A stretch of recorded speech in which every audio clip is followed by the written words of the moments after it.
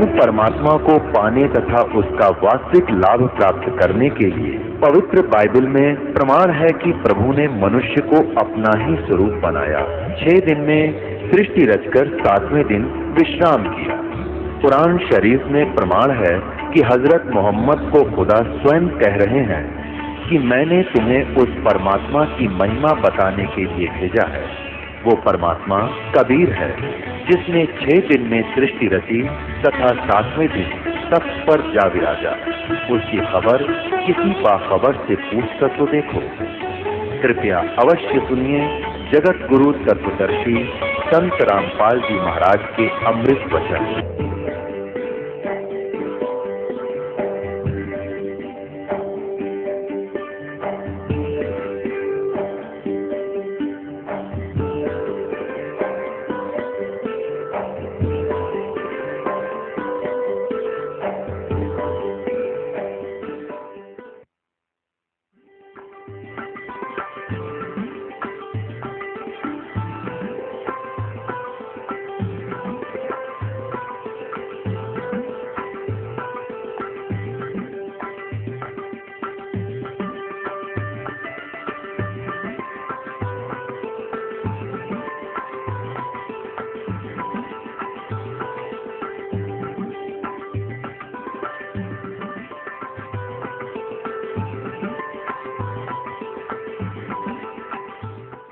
जो गीता जी में way of worship नहीं है, वो शास्त्र विदिता कर्ममान आचरण है, वो हमने नहीं करना चाहिए, वो व्यर्थ है।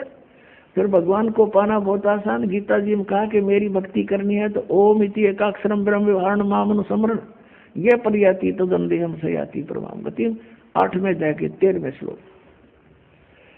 मुझ ब्रह्म का केवल एक ओम मंत्र है, नथिंग एल्स। अंतिम सांस तक भक्ति करता हुआ जो शरीर छोड़कर जाता है सो याति परमाम गति, वो मेरे यानी ब्रह्म से मिलने वाली जो परम गति है उसको प्राप्त होता है। कहाँ ब्रह्म लोक में चला जाता है।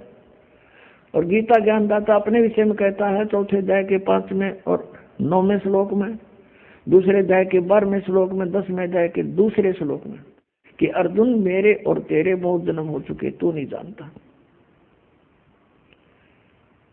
इसे सिद्ध हो गया कि गीता ज्ञानदाता भी नाशवान है, जन्म मृत्यु होती है, तो इसके उपासक भी इस दीर्घ रोग से ग्रस्त रहेंगे, परम शांति हो ही नहीं सकती जब तक जन्म मृत्यु है। शाश्वत स्थान इसको मिला नहीं। तो 18वें अध्याय के 62वें श्लोक में इसलिए कहा कि तू सर्वभाव से उस परमेश्वर की शरण में जा, उसकी कृपा से ही तू परम शांति को और सनातन परम धाम को प्राप्त होगा। अब सनातन परम धाम जो सदा रहने वाला सतलोक को चला जाएगा, वहाँ परम शांति होगी। 8वें अध्याय के 5 और 7 श्लोक में कहता अर्जुन तो मेरी भक्ति कर मुझे प्राप्त होगा, पर युद्ध करना पड़ेगा, युद्ध भी कर। और युद्ध करने वाले को शांति कहाँ? तो ओम से शांति नहीं हो सकती। ओम का जाप ब्रह्म का, ब्रह्म कह रहा है मेरी प्राप्ति के लिए ओम जाप कर, युद्ध भी कर, करना ही पड़ेगा। और तुझे परम शांति चाहिए तो उस परमात्मा के पास जा, यहाँ कोई शांति नहीं है। उसके लिए क्या बता 17वें अध्याय के 23वें श्लोक में कि ओम तत्सती निर्देश ब्रह्म तिरविद समर्थ है। सचिदानंद घन ब्रह्म का केवल एक ओम तत्सत, ये 3 मंत्र का जाप है, नथिंग एल्स, और कुछ नहीं। यही निर्देश है, फाइनल फैसला है। और पुण्यात्मा ओम तो ब्रह्म का ये बिल्कुल ये तो स्पष्ट है, यही मंत्र है। और तत् और सत ये सांकेतिक हैं, गुप्त हैं, कोड वर्ड है, ये दास बता सकता है, इस पृथ्वी पर किसी के पास नहीं है। यदि कोई इस दास से ये सुनकर फिर आगे आप पे प्रभु पाक जाएगा, गुरु बन जाता है, नाम देता, वो अनधिकारी है और सबसे बड़ा शत्रु है आपका। क्योंकि एक छोटा सा लाइसेंस आप बनवाते हो, ड्राइविंग लाइसेंस या पासपोर्ट, वो भी नकली कोई बना देगा तो वहां पकड़ा जाएगा जहां पर उसकी आवश्यकता पड़ेगी। फिर उसमें बहुत देर हो चुकी होगी और सजा के पात्र भी होंगे, दोनों होंगे, बनाने वाला भी बनवाने वाला भी। तो ये ओम तत्सत ये 3 मंत्र अभी आपको बताया था 15वें अध्याय के 16 और 17 श्लोक में 3 पुरुष है, एक सरपुरुष, एक अक्षर पुरुष, एक परम अक्षर पुरुष। 8वें अध्याय के मंत्र 1 में अर्जुन ने पूछा कि हे प्रभु आपने 7वें अध्याय के 29वें श्लोक में जिस तत्परम के विषय में कहा कि उसको जानने के बाद फिर तो जरा मरण से ही छूटने का प्रयत्न करते हैं साधक, यहाँ की किसी वस्तु नहीं मांगते। तो 8वें अध्याय के एक मंत्र में पूछा किम तत्ब्रह्म, 8वें अध्याय के तीसरे श्लोक में कहा कि वो परम अक्षर ब्रह्म है। तो 15वें अध्याय के 17वें श्लोक में वो परम अक्षर ब्रह्म की तरफ संकेत है कि उत्तम पुरुष तू अन्य परमात्मा इति उदाहरते, ये लोकतरम अविषय विवर्ती अब ईश्वर है। तो 3 पुरुष है, एक सरपुरुष, ओम तो सरपुरुष का नाम है, सरब्रह्म भी कहते हैं इसको, ज्योति निरंजन काल भी कहता है ये, और अक्षर पुरुष इसका ये तत्व मंत्र है, ये गुप्त है, ये दास बताएगा। और ये ओम और तत्व मिलकर 2 अक्षर का नाम बनता है, ये सतनाम कहलाता है। ये राधा स्वामी वालों की पुस्तक आपको दिखाई थी, वो सारवचन वार्तिक और शिवजाल जी के वचन थे, उसमें सतनाम का उन्हें पता नहीं वो खान का है पीन का, ये कोई सथान है या कोई भक्तिकरण का या कोई एंड बैंड बोल रहे सारी। तो वो कहाँ के सतलोक जाएंगे, वो उनके अनुयायी कहाँ आंख नीचे बैठे हैं उन अज्ञानियों के पीछे, भूल लगी है भारी और जीवन व्यर्थ हो रहा उन भोली आत्माओं का। तो गीता जी में जो लिखा है उसके अतिरिक्त हम जो साधना करते हैं वो शास्त्र विधि त्याग कर मनमाना आचरण है, उसे कोई लाभ होना ही नहीं। तो उस परमात्मा को जिसको हम पाने का प्रयत्न करते रहे और उसने स्वयं ही आकर ये ज्ञान बताना पड़ा। यहाँ क्या बताते हैं कि सेवक हो के उतरे इस पृथ्वी के माही, जीव उदाहरण जगत गुरु बार बार बलि जाहि। आदरणीय देवदास साहब जी कह रहे हैं कि उस परमात्मा के विषय में जो चारों वेद बताते हैं कि वो परमात्मा ऐसी लीला किया करता है और ये अज्ञानी लोग उनको समझ नहीं सके क्योंकि इनकी साधना शास्त्र अनुकूल नहीं थी। और वेदों में लिखा कि वो परमात्मा सतलोक से चलकर आता है और कवियों की तरह आचरण करता है, तो निराकार की तरह है वो, इनको निराकार निराकार कहने वाले। तो वेदों में जो ज्ञान है वो परमात्मा की महिमा लिखी हुई है और उन वेदों में लिखी वर्णित जो व्याख्यान है उनके ऊपर कबीर देव, कबीर साहब, काशी वाले, बनारस वाले ये ही खरे उतरते हैं। तो यही हमारे भगवान है। तो परमात्मा पाने में जरा सी भी देर नहीं होगी जब हमें ये विश्वास हो जाएगा कि ये परमात्मा है। सब वेद गवाही देते हैं, आंखों देखा संत गवाही देते हैं और ये है way of worship, nothing else. फिर हमारे पास शेष बचेगा क्या? शंका जो है इस जीव की सबसे बड़ी शत्रु है और जब तक शंका समाप्त नहीं होगी भक्ति हम कर नहीं सकते, क्योंकि करते रहेंगे लेकिन बीच में कोई ना कोई आके आपको डिस्टर्ब कर सकता है कि ऐसा नहीं है, ये तो ऐसा है भगवान। आप जब शंका रहित नहीं हो तो उसकी मान लोगे। ऐसे हम अभी तक इन नकलियों के पीछे लगे रहे, किसी ने जरा सा कोई भिन्न सा ज्ञान सुनाया उसको छोड़ उसके पीछे, उसने जरा सा कुछ भिन्न ज्ञान सुनाया उसे छोड़ उसके पीछे और अपना जीवन नष्ट कर गए, क्योंकि इनको कोई ज्ञान नहीं था इन ऋषि महर्षियों को। अब परमात्मा पाने के लिए ये पता होना चाहिए कि हमारा कौन भगवान है और कहाँ प्रमाण है। अब ये सैकड़ों प्रमाण दास ने दे दिए, जिन महापुरुषों ने भगवान मिले उनने यही नाम जपे, 2 अक्षर का सतनाम, एक ओम, एक ये तत्व गुप्त है। जिनको मिल चुका है वो मंत्र उनको पता है सतनाम में दूसरा मंत्र कौन सा है। ये है 2 अक्षर का मंत्र और ये सतनाम है। राधा स्वामी वालों को सतनाम का कह भी नहीं पता ये कहाँ मोक्ष होगा। इसी कारण से शिवजाल जी प्रेत बने और अपनी शिष्या बुक्की में बोल रहे हैं वो, पुण्यात्माओं को आँख खोलो, इतना विद्वान पुरुष आज परमात्मा ने ऐसी बुद्धि दे रखी आपको, क्या क्या बना लिए हैं, हवाई जहाज बना लिए, इंटरनेट बना लिए, कंप्यूटर बना लिए, जो बनाना था वो अभी शुरू भी ना किया है। हमने केवल इस मनुष्य जीवन से ये डले नहीं डोने थे, हमने मोक्ष कराना था और उसकी बहुत आसान तरीका, कोई विशेष इसमें कार्य नहीं, काम भी करते रहो, चलते फिरते उठते बैठते इस मंत्र का जाप करना है, नथिंग एल्स, बकवास त्यागनी है। तो यहाँ क्या बताते हैं कि उस परमात्मा के विषय में अब आंखों देखा वो संत जिनको भगवान मिले वो क्या कह रहे हैं सेवक हो के उतरे, सेवक हो के उतरे, ऊपर तक आए नीचे उतरे। इस पृथ्वी के माही जीव उदाहरण जगत गुरु, बार बार बलि जाहि।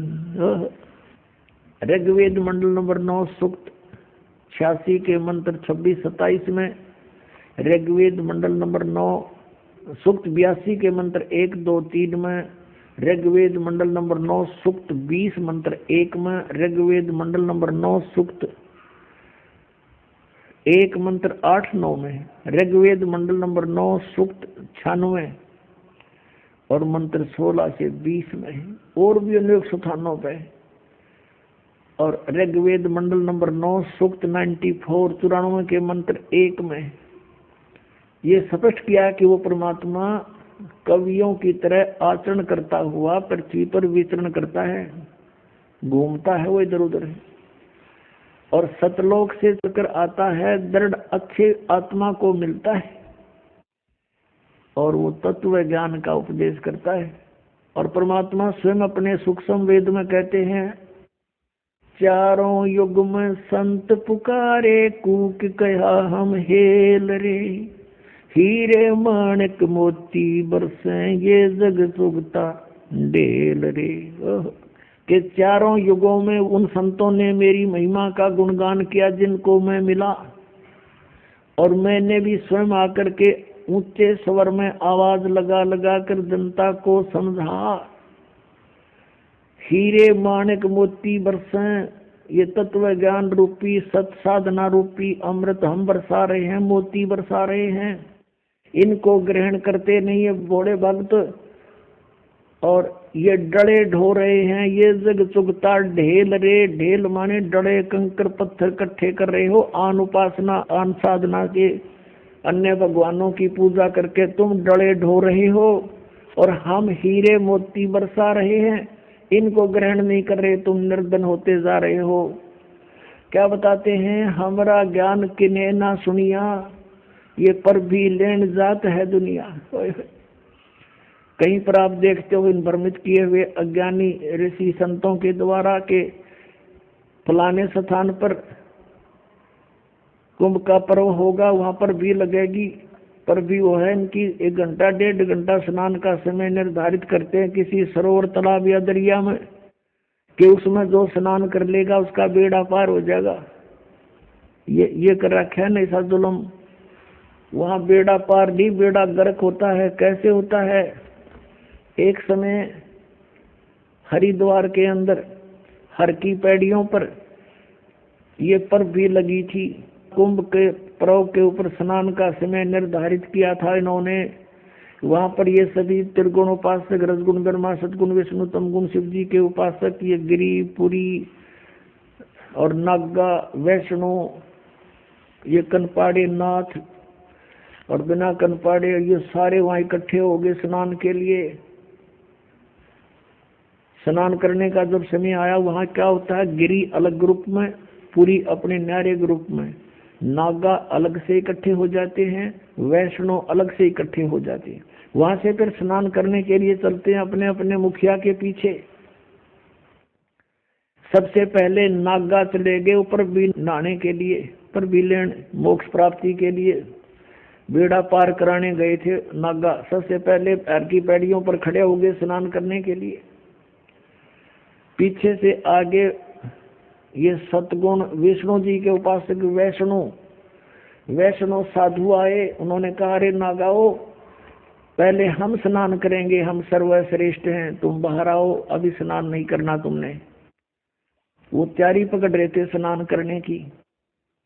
नागा कहने लगे, नहीं, हम सर्वश्रेष्ठ हैं, हम त्यागी और बैरागी हैं, हम कोई वस्त्र तक भी नहीं तन पर रखते, हमको नी इच्छा फिरते हैं, हम सर्वश्रेष्ठ हैं, हम प्रथम स्नान करेंगे। अब वैष्णो साधुओं ने कहा कि तुम बाहर आ जाओ नागो, तुम काहे के श्रेष्ठ हो, तुम नहाते ना धोते, राख लपेटे फिरते हो, शरड फड़ हम टट्टी के हाथ भी नहीं धोते, और तुम काहे के श्रेष्ठ हो, बाहर आओ, हम प्रथम स्नान करेंगे। इस बात का दुख माना उन्होंने, नागाओं ने, और दोनों आपस में झगड़ा शुरू हो गया। वैष्णव साधुओं का, सतगुण विष्णु के उपासकों का, और तमगुण शिव जी के उपासक नागाओं का आपस में लठ बाज गया, झगड़ा हो गया। और वहां लगभग 25,000 ये त्रिगुणोपासक कटका मर गए। वहां पर भी लेन गए थे, बेड़ा पार करान हो गया, बेड़ा गर्क। तो यहाँ परमात्मा कहते हैं, तीर तुपक तलवार कटारी जमदड़ जोर बदावे हैं, हर पैड़ी हर हेत न जाना वाजा करद चलावे हैं, काटे शीस नहीं दल करुणा ये जग में साध कमावे हैं, और जो जन इनके दर्शन को जावे उनको भी नरक पठावे हैं। काटे शीस नहीं दल करुणा, और ये जग में संत को आवे हैं, हर पैड़ी हर हेत नहीं जाना वाजा तेग चलावे हैं। हर की पैड़ी कहें भगवान का स्थान कहो, भगवान की छाती पर ये कुकर्म कर दिया, 25,000 कटका मर गए। लेली पर भी टिंडे वहां पर, ये है इनके तीर्थ स्थान नाने के। और किसी को मना करता है तो इन्हों के हमारी तो भावनाओं को ठेस पहुंचा दिया। अरे ये कोई भावना हुई? अब जैसे कोई बालक, कोई बिजली का तार टूटा पड़ा है, उसमें स्पार्किंग हो रही है, बच्चा उसको आतिशबाजी जानकर पकड़ने जा रहा है, और कोई बुद्धिमान व्यक्ति उसको देख रहा है, उसको भागकर उठाकर उस बच्चे को उसकी जान बचा देता है। बच्चा रोता है क्योंकि उसकी भावनाओं को ठेस पहुंचा है।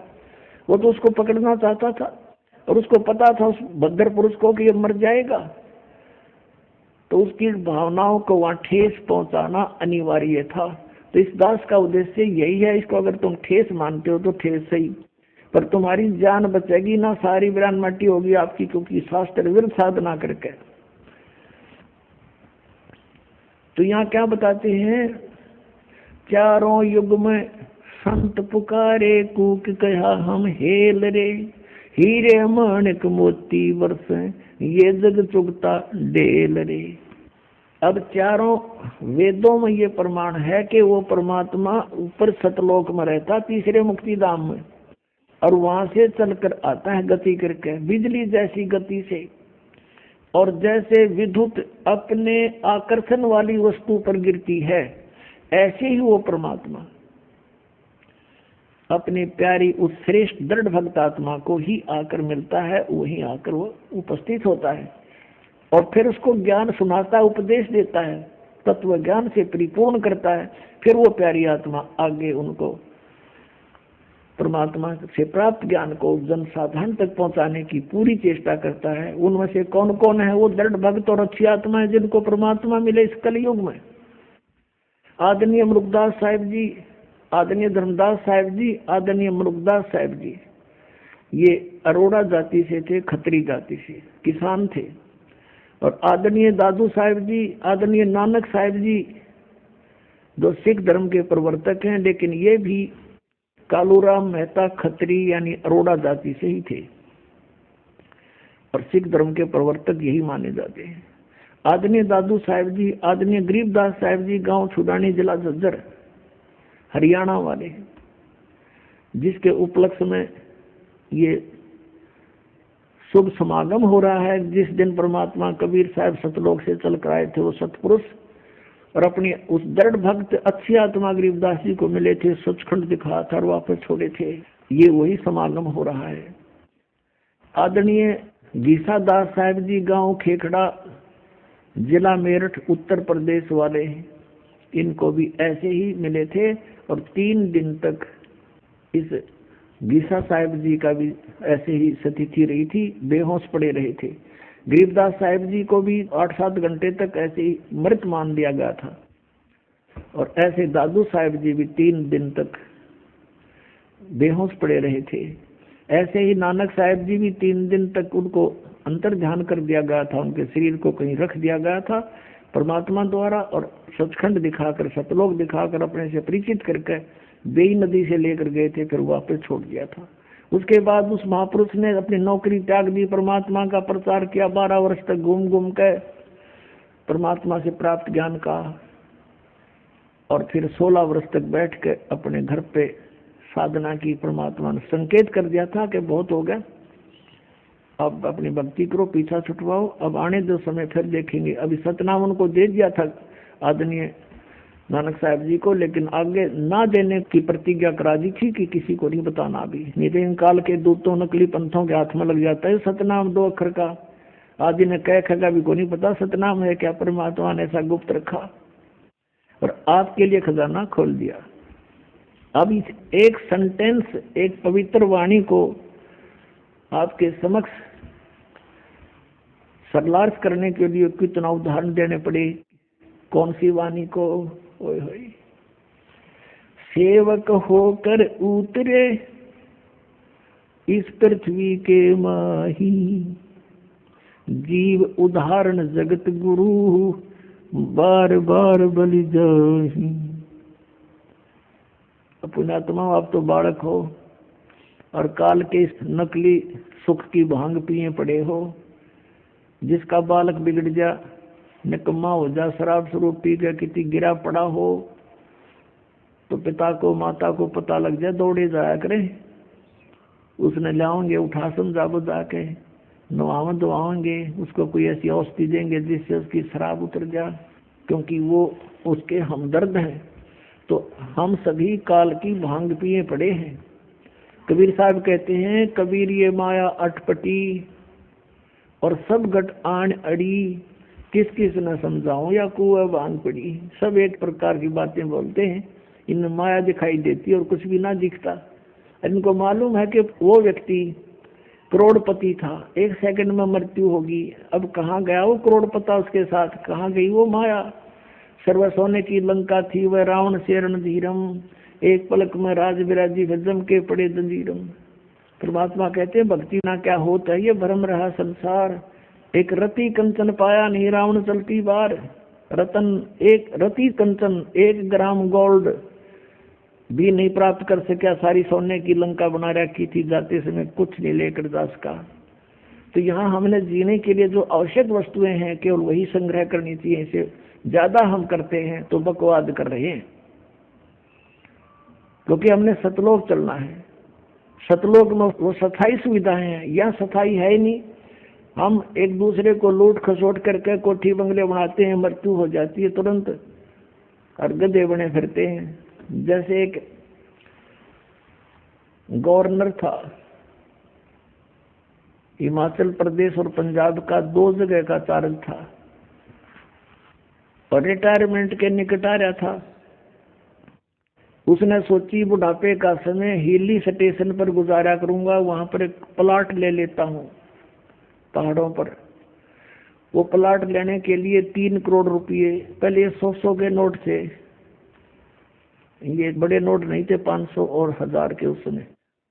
100 के नोट 3 करोड़ एक जीप में आम को नहीं, इतने हो जाते। वो धर लिया हेलीकॉप्टर में, उसने जाना देने गया था, प्लाट खरीदने गया था, और साथ में परिवार साथ में आप बैठा जा था।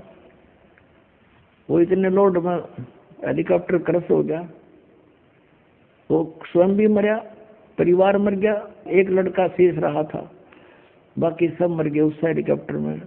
और उन नोटा नो गडरिए ठाए फिरे, गधे खाओ भेड़ खाओ कागजा ने, और वो मर गया वहां पर। और फिर समाचार पत्रों में आया था कि 40 करोड़ रुपया उस टाइम, 40 करोड़, 100 के नोट 40 करोड़ एक बहुत बड़े हाल में नहीं आए।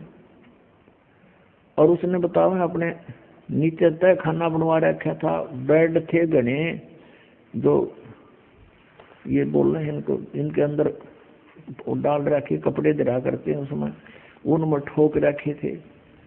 बता वो बनेगा किसी गधा, किसी कुत्ता, सुअर, बैल बनकर पूरे करेगा जो लूट रखे थे, और वो जोड़ा जाड़ा यही रह गया। तो ये ज्ञान हमने सत्संग से समझना पड़ेगा। जब भक्ति करनी है, परमात्मा पाना है, तो आपने ये मर्यादा, इस नियम से रहना पड़ेगा। और आपको आवश्यकता कुछ वस्तु की होगी तो भगवान आपको अनायास ही देगा, आप देगा। आप इस मर्यादा से रहें। तो अब क्या बताते हैं कि आप जी ने इधर ध्यान कभी दिया नहीं, क्योंकि इधर ध्यान तो जब हमें कोई बताने वाला हो, हमें तो ये गुण गाएंगे, बजले रे भगवान, भगवान की सा भगवान निराकार, चलो भाई निराकार होगा। अब भगवान से हम मिलना चाहते हैं, हर भगवान निराकार बताते हैं, हमारी बुद्धि काम नहीं करे थी कि ये क्या बोल रहे हैं, बकवाद कर रहे हैं। अब जैसे किसी बेटी का विवाह करते हैं माता पिता, और उसकी माता बताती है, बेटी जिस लड़के से हम तेरा रिश्ता करके आए हैं वो ऐसा है, उसके पास ऐसी संपत्ति है, उनका ऐसा मकान है, तो रुचि बनती है बालक की। और कोई नो कह दे बेटी तेरा विवाह कर दिया और पति तेरा है ही नहीं, तो निराकार है, तो वह बता के गड्ढेगी वहां पर, वह क्या करेगी उस निराकार पति का। तो अब हम परमात्मा से मिलने की चेष्टा करते हैं और कहते हैं भगवान निराकार है। और ये राधा स्वामी पंथाले, धन धन सतगुरु पंथ सरसाड़े, डेरे वाले, सच्चा सौदे वाले, और जय गुरुदेव वाले, और ये जनौद वाले, भिवानी वाले, ये राधा स्वामी पंथ समझो सारा ही। और इनका विधान है कि सतलोक में भगवान नहीं, सतपुरुष नहीं है, वहाँ तो चेतन ही चेतन है, चैतन्यता ही चैतन्यता है, प्रकाश ही प्रकाश है। और आत्मा उस प्रकाश में ऐसे मिल जाती है जाकर जैसे बूंद समंदर में, उधर डूब कर मरना हो गया, फिर कोई बात हुई है। तो ये विधान है, करोड़ों व्यक्ति डबो दिए इन अज्ञानियों ने, शास्त्र विरुद्ध साधना करा के काल के जाल में फंसा दिए। अब कहें तो दुख मानते हैं श्रद्धालु भी के रामपाल तो आलोचना करता है, आलोचना की परिभाषा बदल ली तुमने अज्ञान के कारण। सत्य कहना आलोचना नहीं होती, वह सत्य होती है। आलोचना होती है किसी के बारे में झूठी बकवाद करे। हम तो विद प्रमाण बोलते हैं, आप ही के पुस्तकों से दिखाते हैं कि ये देखो दुर्गति हो रही तुम्हारे परम धनी शिवदयाल की, भूत बनकर अपनी शिष्या बुक्की में फिर शंका समाधान करने लग रहा बैठ के। वो कहते हो तो अनामी लोक में चला गया, अनामी लोक में कहाँ गया, तो बुक्की लोक में आ गया। अब यहाँ क्या बताते हैं, सेवक हो के उतरे इस पृथ्वी के माही, जीव उदाहरण जगत गुरु बार बार बलि जाहि। गरीबदास जी कह रहे हैं कि एक दास बनकर आए भगवान, सेवक होकर उतरे इस पृथ्वी के माही, उतरे सतलोक से चल के आए, और किस उद्देश्य से, जीव उदाहरण जगत गुरु। और कहते हैं बार बार बलि जाऊं मैं, गरीबदास जी कहते हैं बलिहारी जाऊं इस परमात्मा के ऊपर जो किसे दयालु हैं, कैसे दयालु हैं। सतलोक से इतने सुंदर लोक को छोड़कर हमारे लिए यहाँ आते इस गंदे लोक में जहाँ पर आहार भी उपलब्ध नहीं ढंग का। और दास बनकाए कबीरदास सांस गिर जितनी वाणी बोली कबीरदास, दास कबीर। परमात्मा जब क्यों उन्होंने दास कहा कि हमने भी यदि सतलोक पाना है तो ऐसे ही हम अपनी क्रियाएं बनानी पड़ेंगी। यहाँ पर कोई भी जिसने अपने आप को स्वामी माना है वो पेटे हैं अंत में। किसी राजा को देख लो, इन हिरण्यकशिपु को देख लो और रावण को देख लो, भक्ति करने और साथ बकवाद नहीं चलेगी। अब रावण जैसी साधना कोई नहीं कर सकता, यहाँ से धड़ काट कर चढ़ा दी, भगवान के निमित्त समर्पित कर दिया। लेकिन कुठोड़ कुपात्र के स्थान कुपात्र को दे दिया, वो सुपात्र को देता तो लाभ होता। शिव की उपासना तमोगुण की करके राक्षस कहलाया। गीता जी अध्याय नंबर 7 के श्लोक 12 से 15 में स्पष्ट किया है, तीनों गुणों की उपासक रजगुण ब्रह्मा सदगुण विष्णु तमगुण शिव जी की जो साधना करते हैं वो राक्षस स्वभाव को धारण किए हुए मनुष्यों में नीच दूषित कर्म करने वाले मूर्ख, वो मेरी भक्ति भी नहीं करते, गीता ज्ञानदाता कहता है। तो इस प्रकार ये भक्ति भी करते थे, दास नहीं बने, तो अंत में क्या हुआ इनके साथ। तो यहाँ क्या बताते हैं, सेवक होकर उतरे और इस पृथ्वी के माँ, जीव उदाहरण जगत गुरु बार बार बलि जान। अपने प्यारी आत्माओं का उद्धार करने के लिए वो जगत गुरु यानी सबका गुरु, सबको तत्व ज्ञान देने वाला केवल एकमात्र कबीर जी हैं और वही परमात्मा है। अब फिर बताते हैं वो कहाँ आए, काशीपुरी कष्ट किया उतरे अदर आधार यानी ऊपर तो नीचे आए। मोमन को मुजरा हुआ वहां जंगल में दीदारे। मोमिन यानी उस नीरू नामक मुसलमान दुल्हाए को परमात्मा ने जंगल में दर्शन दिए, लहर तारा तालाब पर। अब उस परमात्मा का कितना सुंदर शरीर था। कोट कर्ण शशि भान सुध आसन अदर विमाने, प्रसद पूर्ण ब्रह्म को शीतल पिंड और प्राणी। अब परमात्मा का कहते हैं ऊपर आसन अधर विमान, सतलोक में तो उस परमात्मा का ऐसा शरीर है, करोड़ सूर्य करोड़ चंद्रमा ऐसी शोभा है। कोट किरण शशि भान सुध, शशि माने चंद्रमा, भानु माने सूर्य। कोट किरण शशि भान सुध वो आसन अधर विमाने। और वही परमात्मा फिर कहते हैं बालक रूप में, परसत पूर्ण ब्रह्म को शीतल पिंड और प्राण। कहते हैं माई का नीरू ने जब परमात्मा को सीने से लगाया, कहते उसके प्राण आत्मा में एकदम शांति छागी, जैसे जले हुए पर बर्फ रख दी जाती है, एकदम शांत कर देता है।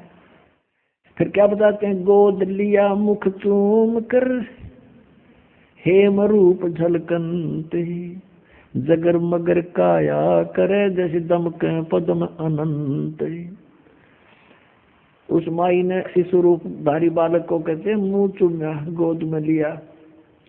और परमात्मा का कैसा रूप था, हेम रूप झलकंत। हिम हिम माने बर्फ। और परमात्मा कबीर जी बालक रूप में कैसा सुंदर शरीर था, कहते बर्फ जैसा सफेद शरीर। जैसे कोई कपड़ा लेने जाते थे ना दुकान पर, तो यूं कहा करते भाई स्नो व्हाइट कलर देना। स्नो व्हाइट माने बर्फ जैसी सफेदी वाला। तो यहाँ कहते हैं गोद लिया मुख चूम के और हेम रूप जलकंत, हिम की तरह झलक रहे थे परमात्मा। और जगर मगर काया करे जैसे दमके पद्म अनंत। इतना सुंदर शरीर मालिक का, जगमग जगमग काया करे जैसे नरे पद्म चमक रहे हों, इतना सुंदर नूर था दाता का। फिर ये सा रूप दिखा कर फिर बालक के रूप में हो गए। अब नीरू स्नान करके बाहर आया और नीमा उस बालक के प्यार में इतनी मदहोश हो गई थी, वो सब शुद्ध विसरा बैठी थी। बार बार कभी ऊपर को देख रही थी, कभी बालक के मुख को देखकर सो शुक्र बना रही थी, गद गद हो रही थी और झूम रही थी। अब उसने देखा कि नीरू ने अपना आइडिया लगाया कि पहले हम हिंदू थे, हमें बाई फोर्स मुसलमान बना दिया। अब हिंदुओं से हमारा लिंक नहीं, मुसलमानों में ऐसी अभी कोई हमारी पकड़ नहीं। अब हम इस बच्चे को घर ले जाएंगे, लोग कहेंगे कहाँ से लाए, हम कहेंगे कमल के फूल पर, लोग कहेंगे कमल के फूल पर बालक विराजमान हो ही नहीं सकता, ये झूठ बोल रहे हैं। और कहेंगे पूछेंगे इनका माता पिता कौन है, उसको वापस देकर आओ, हमें पीटेंगे छेतेंगे, हमें घर से बाहर निकाल देंगे, बच्चा भी छीन लेंगे, अनाथालय में दे देंगे। गुणात्माओं परमात्मा के मार्ग में यदि आपने कदम रखना है तो इसमें अविश्वास नहीं होना चाहिए। जैसे क्योंकि बगैर ज्ञान के व्यक्ति तो कुछ भी बोल सकते हैं, वो कह सकते हैं कि कमल के फूल पर बालक हो ही नहीं सकता, वो रुक ही नहीं सकता।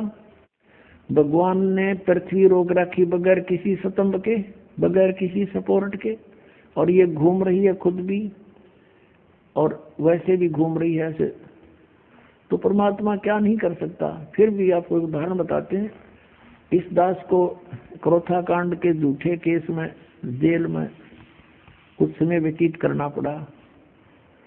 वहां पर एक कर्मचारी था, यानी वार्डन था, जिस वार्ड में मुझे रखा हुआ था। तो वो आते थे, चर्चा करते थे, पूछते थे महाराज कारण क्या हुआ, सब उनको सच्चाई बताते थे। वो भी परिचित हुए सच्चाई से, एक सचमुच आपके साथ तो राजनीतिक षड्यंत्र है, हम भी अब बहुत महसूस कर रहे हैं। तो फिर ज्ञान चर्चा होती थी, तो हमने कहा कबीर इज गॉड, ऐसे ऐसे वो अवतरित हुए, कमल के फूल पर आए। तो उससे पहले वही वार्डन, वो पुलिस वाला कह रहा था, 2 दिन पहले चर्चा चल रही थी कहने लगे जी हमारा एक मित्र है पुलिस वाला, उसके घर पे एक बथुआ है। बथुए का पौधा आपने देखा होगा, 1.5-2 फुट का होता मैक्सिमम। हमने तो इससे बड़ा देखा नहीं था। वो बता रहा कि बथुए का पौधा 10 फुट ऊंचा है, 10-11 फुट, और नीचे से उसका पेड़ जो है तना लगभग 3-4 इंच मोटा है, और वो सदाबहार है, यानी पूरे वर्ष वो हरा भरा रहता है। उसके पत्तों का साग बनाकर खाया जाता है। अब हमने तो अविश्वास हुआ नहीं भी होगा, हो सकता कोई बड़ी बात नहीं। अब फिर एक दिन ये चर्चा चली जब इस दास के साथ के भाई परमात्मा कमल के फूल पर आकर विराजमान हुए, तो यहाँ आकर वो अड़ गया न, बोला जी यह बात नहीं समझ में आती आपकी, और सारी मान लेंगे, लेकिन कमल के फूल पर बालक कैसे रुक सकता है, वो तो बिल्कुल पत्ते से होते हैं। मेरे फिर वह बात याद आएगी। मैं कहने लगा भगत एक बात बताओ, आप परसों बता रहे थे कि आपके एक मित्र के घर पर एक बथुआ है और वो 3-4 इंच मोटा उसका तना है और 10 फुट ऊंचा लंबा है। ये संभव हो सकती है? कभी देखा तो नहीं, हमने 2 फुट से ऊपर कभी बथुआ देखा नहीं। हम किसान परिवार में जन्म हमारा, और आप ये कह रहे हो कि ऐसा था। वो भी मान रहे हैं कि परमात्मा कुछ भी कर सकता है, उसकी बुद्धि सेट होगी तुरंत। जब एक 10 फुट का बथुआ हो सकता है तो क्या कमल का फूल इतना स्ट्रॉन्ग नहीं हो सकता जिस पर बालक लौट जाए? तुरंत मान गया ने, बोला जी हो सकता है, 100 हो सकता है। न्यू पे चल रहे थे हम, आप पे कह रहा है ऐसा बथुआ देखा, जब मैं न्यू को नहीं मान सकता, मैं वो तो बथुआ इससे ऊपर होता ही नहीं, तो वो मान गया। तो पुणात्मा ऐसे हमने सजातम मार्ग को समझना है, इसमें इम्पॉसिबल नहीं होता कुछ भी। एक उदाहरण बताते हैं, कबीर परमात्मा का एक साधक था। हम कैसे साधक हैं, हम भगवान के ज्ञान को अवश्य सुनते हैं लेकिन मनमुखी तुरंत हो जाते हैं। अब वो साधक घर छोड़कर जंगल में पहाड़ पर जाकर बैठ गया और वहां दिन रात भक्ति कर रहा था, साधना करता था। एक दिन वो क्या करता था, वहां से नीचे उतर कर आता था। एक सरोवर था नीचे, थोड़ा पहाड़ से नीचे की तरफ, पहाड़ी पर ही था, बना हुआ था, लेकिन वो और ऊंची पहाड़ी पर रहता था। वहां आकर स्नान करता था और जल भर ले जाता था अपना करमंडल में। एक दिन वो बीमार हो गया, इतना असहाय हो गया कि वो स्नान करने मुंह धो नहीं सकता था, और मुंह धोए बिना वो भगवान नहीं बन सकता था। इस तरह की अपनी अटकल बना रहा था। तो वो रोने लग गया बहुत बुरी तरह, है भगवान मैं मुंह धोऊंगा कैसे, मुंह धो नहीं सकता, आपको याद कैसे करूंगा, ऐसी तरफ कर रहा था। अब कहते हैं दारी मेरे संत की मोह से मिटे नहीं अंश। अब उसके लिए परमात्मा ने क्या किया, इतनी जबरदस्त वर्षा कर दी कि पूरी पृथ्वी पर जल ही जल हो गया, कम से कम 200 400 फुट ऊंचा। और फिर वो जल उस पहाड़ी के निकट पहुंचा जहां वो संत बैठा था। इतना निकट कर दिया वो जल कि उसने ऐसे देखा, अरे जल यहाँ आ गया, अरे वर्षा इतनी अच्छी होगी। और उसने फिर मुंह धोया, मुंह धो के पानी पिया। फिर उसने देखा कि ये तो सब कुछ नाश हो गया, प्रलय होगी। फिर उसको आकाशवाणी हुई कि तेरे लिए ये करना पड़ा मुझे। तब रोने लग गया, हे भगवान मुझ पापी के लिए इतना अनर्थ हो गया, सारी जनता मर गई मालिक। कहते उसी एक्शन एज इट इज कर दिया, जो कहते हूँ एज इट इज, जैसे जो जहाँ काम कर रहा था एज इट इज कलम पकड़ी, तो कलम में पकड़ा बैठा वहां पर। तो यहाँ के बारे में कहते हैं मौला थल से जल करे और जल से थल कर देत, साहेब तेरी साहेबी अब श्याम कहूँ अक्सवेत। परमात्मा 1 सेकंड के कुछ क्षण में भी पूरी पृथ्वी पर जल ही जल विनाश कर सकता है। और दूसरे अक्षर में जो का तू आपको जैसे यहाँ बैठे हो ऐसा ही बैठा दे, आपके याद भी ना हो मेरे गल बनी थी क्या। इतना सामर्थ्य परमात्मा में है। और हम इन अनाड़ियों के कारण, अज्ञानता के कारण शास्त्र साधना करने के कारण परमेश्वरीय लाभ से वंचित रहने से हम ये सोच बैठे हैं ऐसा नहीं हो सकता, ऐसा नहीं हो सकता। और ये अगर मगर जो है ये हमारे भक्ति मार्ग को समझने में बहुत बड़ी बाधा है। परमात्मा के मार्ग में कभी भी अविश्वास नहीं होना चाहिए। एक कथा सुनाता हूँ। इस दास को जब तक ये ज्ञान नहीं प्राप्त हुआ था तब ऐसे ही कोई जैसा भी कोई ज्ञान देता उसको उसका सच्चाई लगता था। हमें हमारे घर पे हमारे किराए के ऊपर एक आर्य समाज का एक व्यक्ति रहता था। वो टीचर था, वो शास्त्री बताता था अपने आप को, और बहुत अच्छी नेक आत्मा था, बोलन बतलाने का स्वभाव ठीक था उसका। तो फिर मुझे उपदेश प्राप्त हो गया। पहले जब हम चर्चा करते थे उससे तो कुछ भी कह देता था, उसकी बात को मानते थे। वो महर्षि दयानंद का पुजारी था। जब दास को ये ज्ञान हुआ सन 1988 में नाम प्राप्त हुआ, तो 1989 में 1 वर्ष बाद दास ने क्या सोचा कि ये भक्ति बोध जो आपको देते हैं मंत्र, ये नित्यनेम करण की पुस्तक, ये छपवाई। इस दास ने कुछ पुस्तक छपवाई 2000 या जैसा भी, और वो छपवाई इसलिए थी कि गुरुदेव को दे देंगे और वो भक्तों को आगे फ्री बांटते हैं। अब वो जब वो ऊपर एक हमने पूजा सतल बनाया था 15 बाई 5.5 का, गैलरी के ऊपर अलग से सेपरेट बना था। उसमें खिड़कियां लगाई थी, एक शीशा टूटा हुआ था। उन खिड़कियों के बाहर की साइड में लोहे की जाली लगानी थी।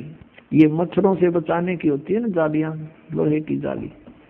तो ये दास उसका साइज नाप के ले गया। वो थी, चौड़ाई तो थी 2 फुट 8 इंच, ऊंचाई थी 4 फुट। अब 2 फुट 8 इंच मैंने ऐसे 2 और फिर डैश ला के 8 इंच के ऊपर 2 डैश ला के अपनी इस इंजीनियरिंग भाषा में लिख रखी थी। वो तो हम आदमी भी ऐसे लिखता है।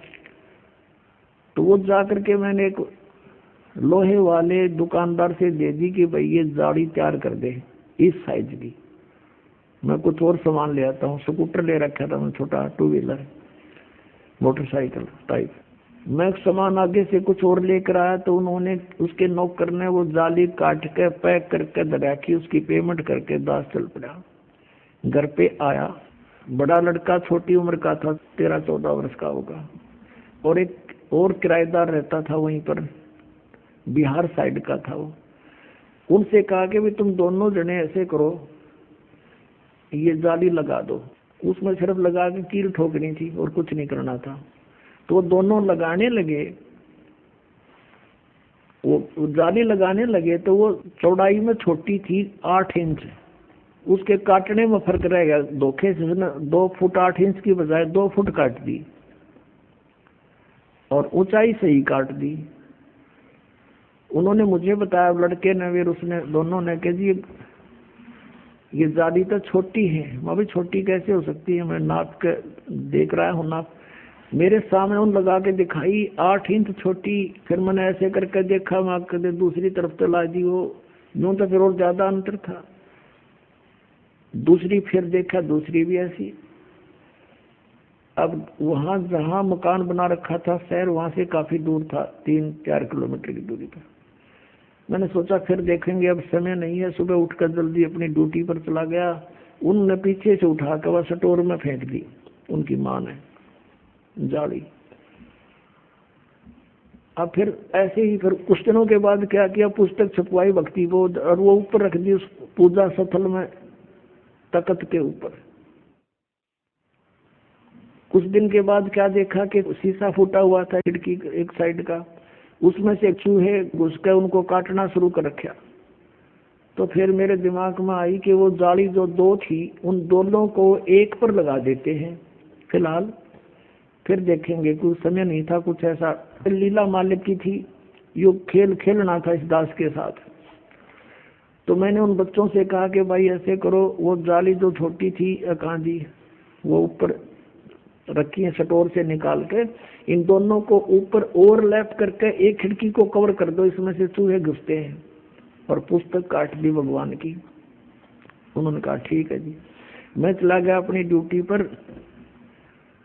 तो शाम को मुझे चिंता थी कि नहीं लगा रखी होगी तो बच्चों से लगवाऊंगा। तो क्या देखा कि एक जाली लगा रखी है, एक जाली नीचे पड़ी है।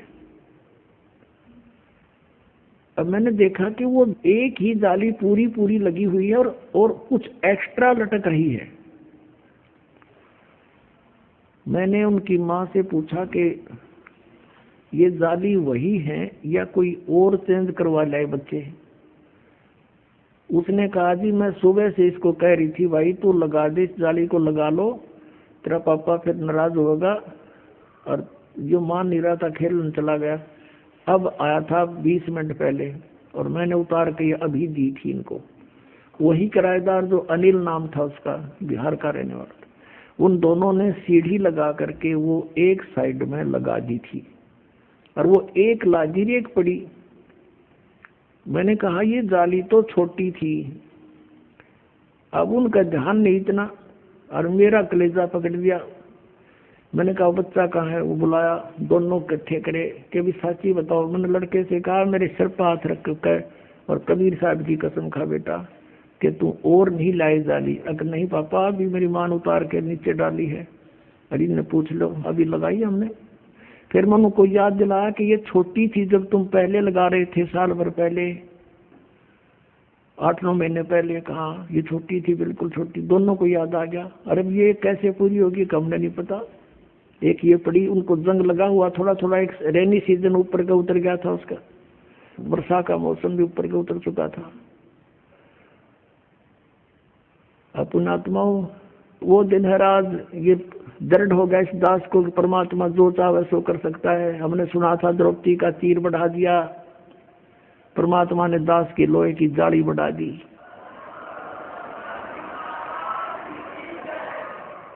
ये कबीर परमेश्वर है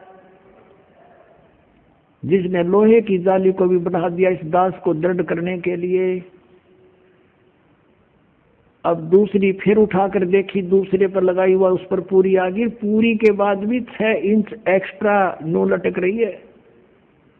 अभी तक थी वो, अब तो पता नहीं उतार दी होगी। ये सन 1989-90 की बात है।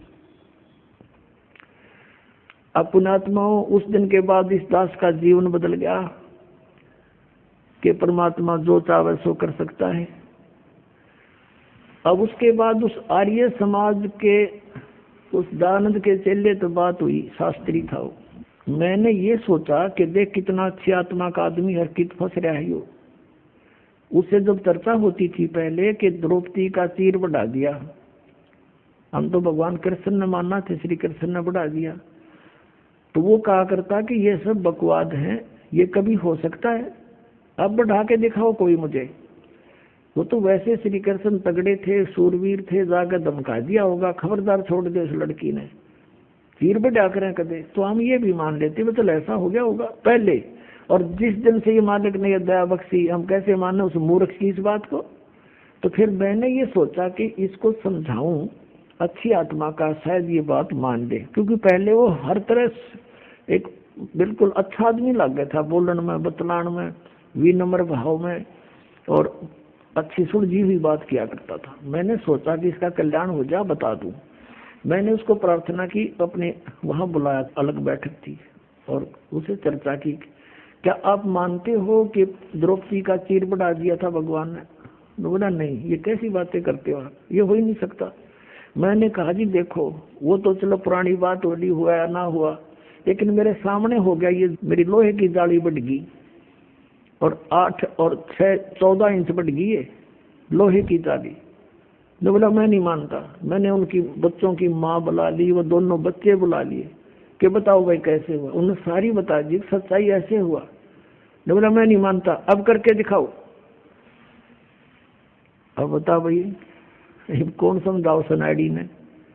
मैं चुप हो गया। मैं तो और लाल आंख होगी कोती, कहते इतना शरीफ दिखे था और कोती बहुत ज्यादा यानी क्रोधित सा हो गया। हमने सोचा भाई क्यों लड़ पड़ेगा, चुप हो गया मैं नहीं बोला। फिर मैं इस बुद्धू ने भी क्या बताऊं मैं, हम 4-5 जने गवाही दे रहे हैं, हर ये को अज्ञानी महर्षि की बात पढ़ा बैठा है। उसने ये देखा कि भाई ये कुछ महसूस कर गया, बोला नहीं, मैं बोला नहीं, फिर के बोलूं प्रसूत है, मैं चुप हो गया। उसने सोचा भाई जैसा भी उसके मन में आया, फिर वो बोला देखो आप इंजीनियर हो, एजुकेटेड हो, कोई मूर्खों को तो बहका भी दे, ऐसी बातें कर दे, आप कैसी बातें कर रहे हो। देखो मैं बताता हूँ महर्षि कैसे होते हैं। एक बार महर्षि दानंद योग अभ्यास कर रहा था एक बंद कमरे में, आसन पद्म लगा के, और वो जमीन से ऐसे उठता था और छत के सिर लगा के वापस आ जाता था, ऐसे कर रहा था। रसोईया गया भोजन के लिए प्रार्थना करने, उसने झांकी से देखा, खिड़की से देखा, महर्षि दानंद ऐसे जा रहा था, ऊपर छत पे सिर लगा के वापस आ रहा था। उसने औरों को बुलाकर दिखाया, देखा ऐसे होते महर्षि। मैं बोला झूठ, कति झूठ, तू करके देखा।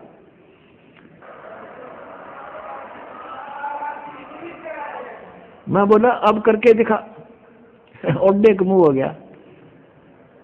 नहीं हो गया, तू घना सियाना बना दिया कबीर पंथिया ने, वो पहले वाला रामपाल ना रहा, मैं पहले वाला ना रहा। मैं तेरे मूर्खा ही सारी बात मान्या करता, मेरी आंखें के साथ भी तेरी तू अभी उसी घिसी पिटी बातों को बोल रहा है। तो पुण्यात्मा परमात्मा के मार्ग में अविश्वास नहीं होना चाहिए। एक 2 साधक थे, एक 40 वर्ष से साधना कर रहा था, बड़ी बड़ी दाढ़ी बढ़ा रखी, बैठा पति परमात्मा प्राप्त दिखाई देता। एक 4 वर्ष से साधना प्रारंभ की थी, नौजवान बच्चा था।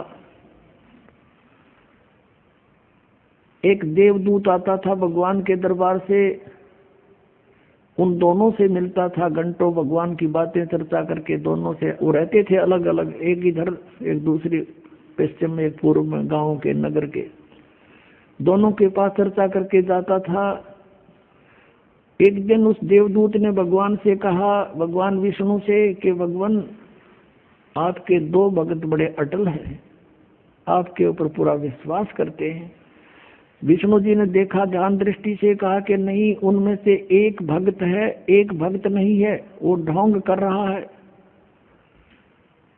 तो देवदूत ने कहा कि भगवान वो होगा जो अभी 4 वर्ष से लगा है, कि नहीं, जो बहुत पुराना लगा हुआ है वो भक्त नहीं है, वो विश्वासी नहीं है। देवदूत को ये समस्या आ गई कि शायद भगवान ने समझा नहीं होगा ढंग से। कहने लगा जी इधर पूर्व की साइड में बैठा है ना, वो दाढ़ी बड़ी बढ़ रही है, बड़ा वो है, 40 वर्ष से लगा हुआ, आपका पक्का भगत है। कहने लगे वही तो भगत नहीं है, भगवान बोले। अब वो देवदूत उसके मुंह का नहीं देखा, मालिक के मुंह का नहीं, भाई कैसे बोल रहे हैं परमात्मा। तो विष्णु ने कहा कि आपको मेरी बात पर विश्वास नहीं हुआ। देवदूत ने कहा भगवान ये तो नहीं हो सकता कि आपकी बात अविश्वसनीय हो, लेकिन मेरी बुद्धि छोटी है, ये काम ना कर रही। तब विष्णु जी ने कहा कि आज तू थोड़ा सा देर से मिलने जाना उनको, और वो कारण पूछे तो उनको ये बताना। अब ठीक है, वो सबसे पहले गया तो उससे के पास जिसने सही भक्त मानना था, 40 वर्ष से भक्ति कर रहा था, उसके पास गया तो उसने पूछा उस बड़े भक्त ने कि देवदूत आज तो बहुत देर कर दी, 2-3 घंटे लेट आए, क्या बात होगी, स्वस्थ तो हो। तो देवदूत ने कहा कि भगत क्या बताऊं, आज तो भगवान ने ऐसी अनहोनी कर दी। परमात्मा ने दिन के 1 बजे और एक अनहोनी लीला करनी थी, उसको देखने के लिए रुका रहा मैं। क्या करनी थी कि एक हाथी को और सुई के उस सुराख से निकालना था, सुई के सुराख से निकालना था, धागा डालने का सुराख होता सुई, उसमें से हाथी निकालना था। और मैं उसको देखने के लिए रुक गया। उस 40 वर्ष वाले साधक ने पूछा फिर क्या हुआ, कि भगवान ने सचमुच हाथी को सुई के धागा डालने वाले सुराख में निकाल दिया। वो क्या कहता है कि देवदूत ऐसी झूठ बोल किसी अगर जच जा, ऐसी बकवाद नहीं करा करते, ये कभी हो सकता है? अब देवदूत उसके मुंह का नहीं देखे डांगर बोला कि है दिखा ऐसा भगत इस पर विश्वास नहीं भगवान का। वो तो उठ कर चल पड़ा, भाई भगवान ठीक कह रहे थे, ये तो मेरा पशु है, खाम खांडड़े ढोरे। जब इसमें न विश्वास नहीं, भगवान क्या नहीं कर सकता, फिर क्या फायदा इस भक्त का। अब उठ कर गया 4 वर्ष वाले के पास, उसने तो वहां तो सोचा था कि तो और के में एंड बैंड बोल लगा, जब मैंने यूज कर दिया था। अब उसने भी यही प्रश्न किया कि देवदूत आपकी इंतजार कर रहा था, पलक बिछाए बैठा था, आएंगे आप, आते हो, चर्चा हो जाती है परमात्मा की, दिल लगता है। आज आप बहुत देर कर दी, मैंने सोचा था आज नहीं आएंगे, आज का दिन तो हमारा व्यर्थ हुआ। क्या कारण है देवदूत इतना देरी करने का? उसने फिर यही बताया कि दिन के 1 बजे परमात्मा ने एक लीला करनी थी, और भाई कमाल कर दिया भगवान ने, तो हद कर दी कि सुई की सुराख के अंदर से हाथी निकाल दिया, वे अचरज कर दिया। अब वो कहता है कि ये क्या अचरज है, देवदूत भगवान निकाल दे पूरी पृथ्वी ने सुई की नोक में गए, भगवान क्या नहीं कर सकता। तब उसने देवदूत ने उस 4 वर्ष के साधक को सीने से लगा लिया और कहा, धन है तेरे माता पिता जिससे जन्म हुआ, तू है भाई सच्चा भगत, भगवान ठीक कह रहे थे, तू 1 नंबर का भगत है। जिस पर विश्वास नहीं भगवान का, और परमात्मा भी कहते हैं क्या हुआ भक्ति करने जब मन में नहीं विश्वास, क्या फायदा उस भक्ति का। परमात्मा जो चाहे सो कर ही, सतगुरु जो चाहे सो कर ही, 14 कोट दूत जम डर ही, ऊत भूत जम त्रास निवारे, और चित्रगुप्त के कागज पाड़े। बोलो सतगुरुदेव।